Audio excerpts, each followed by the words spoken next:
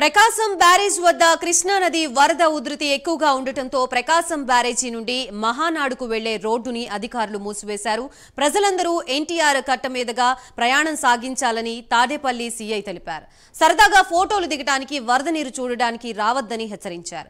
మహానాడు లోతట్టు ప్రాంతాల్లోని ప్రజల్ని అధికారులు సురక్షిత ప్రాంతాలకు తరలిస్తున్నారు.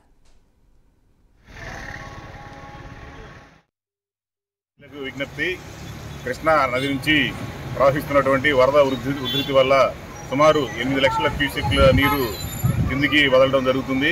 దీనివల్ల కింద మహానాడు ప్రాంతంలో వరద తాకిడి తగులుతున్నందువల్ల లోతట్టు ప్రాంత ప్రజల్ని పైకి సేఫ్టీ ప్లేసెస్కి తరలిస్తూ ఉన్నాము.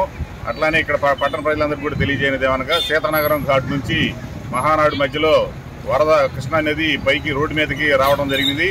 అందువల్ల ట్రాఫిక్ మహానాడుకి వెళ్లే ప్రజలు అలాగే మహానాడు నుంచి బ్యారేజ్ వైపు వచ్చేవాళ్ళు ఈ రోడ్డుని క్లోజ్ చేయడం జరిగింది.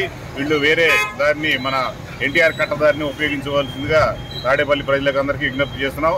అలాగే ప్రజలందరూ కూడా ఊరికి సరదాగా అదే పనిగా ఫోటోలు దిగడానికి వస్తున్నారు. పైగా రివర్ అంచును తాకి ఉంది, 1 అడుగు అంచు వరకు పై దాకా వచ్చింది. ఈ పరిస్థితుల్లో ఎవరు కూడా పట్టణ ప్రజలు కానీ విజయవాడ వాసులు కానీ ఎవరు కూడా ఈ రివర్ వైపు రావద్దని సలహా సూచిస్తున్నాము. ఏదైనా కొద్ది తేడా పడిందంటే వరదలో వాటర్లో చిక్కుపోయే పరిస్థితి. దీన్ని గమనించి ప్రజలందరూ సహకరించి జాగ్రత్తగా అప్రమత్తంగా ఉండవలసిందిగా పోలీసు డిపార్ట్మెంట్ తరఫున విజ్ఞప్తి.